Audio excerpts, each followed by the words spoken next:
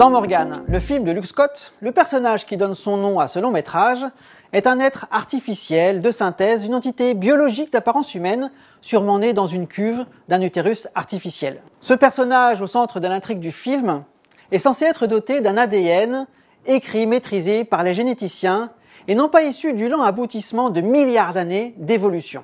La conception d'un tel être est de l'ordre de la science-fiction. De nos jours, les généticiens commencent à peine à améliorer les formes de vie les plus simples que l'on trouve sur la Terre, les bactéries. On en serait à la 3e génération d'une bactérie appelée Mycoplasma laboratorium. Chaque nouvelle génération portant en elle un ADN qui éloigne toujours plus la bactérie de la souche biologique originelle. À chaque version, les généticiens réduisent au maximum la part d'aléatoire dans le code génétique. L'ADN y est réécrit et raffiné par la main de l'homme. On parle de biologie de synthèse.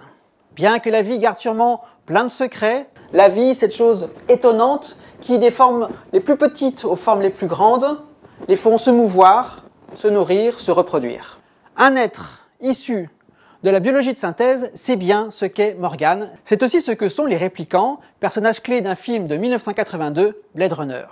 Pour la petite histoire, le réalisateur de Morgane, Luke Scott, est le propre fils de Ridley Scott, le réalisateur de Blade Runner, film devenu culte, dans lequel, pour bien marquer la distinction entre les êtres humains et les êtres de synthèse, on ne parle pas pour les réplicants de mise à mort, mais de retrait, comme on le fait d'un objet défectueux que l'on retire de la circulation.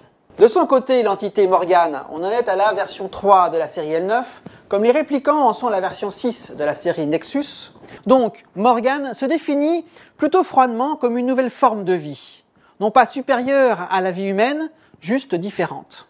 Cette empathie artificielle met mal à l'aise certains protagonistes du film qui ont de la difficulté pour nommer, qualifier Morgane. Est-ce un objet technologique?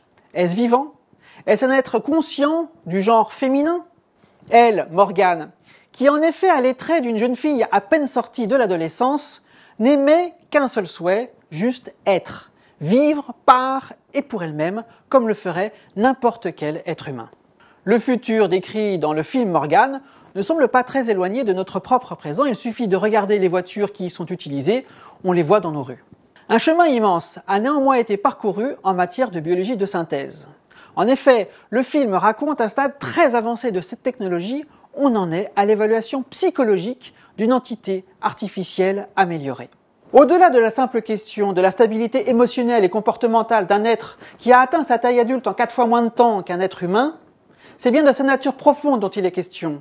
Chose, objet ou être vivant conscient de sa propre existence.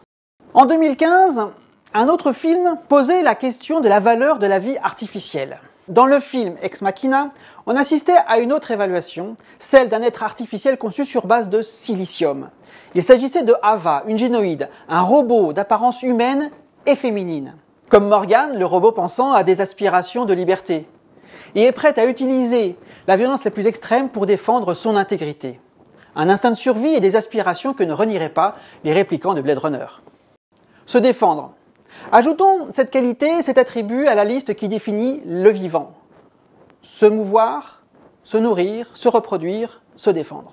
Ce genre de film, comme celui de Morgane, résonne dans notre actualité d'une manière toute particulière. À un moment de l'histoire de l'humanité où le foisonnement des branches de l'arbre du possible fait apparaître des avenirs extraordinaires et sûrement accessibles d'ici peu. On parle d'intelligence artificielle, de robotique humanoïde et de biologie de synthèse.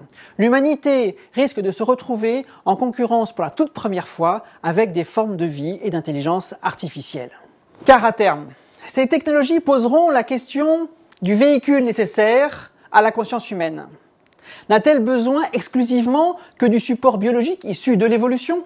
À moins que la conscience, sera-t-elle encore humaine, puisse émerger du support électronique ou bien se manifester dans une biologie maîtrisée, raffinée par le génie génétique. Pour finir, on pourrait citer une dernière différence entre la vie et l'intelligence humaine telles que nous les connaissons et les futures formes d'intelligence artificielle sûrement fantasmées. Un dernier attribut qui vient compléter la liste de ce qui qualifie le vivant. Se mouvoir, se nourrir, se reproduire, se défendre et mourir. Ce que, hélas, expérimente aussi bien Roy Batty, le dernier réplicant à être retiré dans Blade Runner, que tout être vivant, qu'il soit naturel ou artificiel.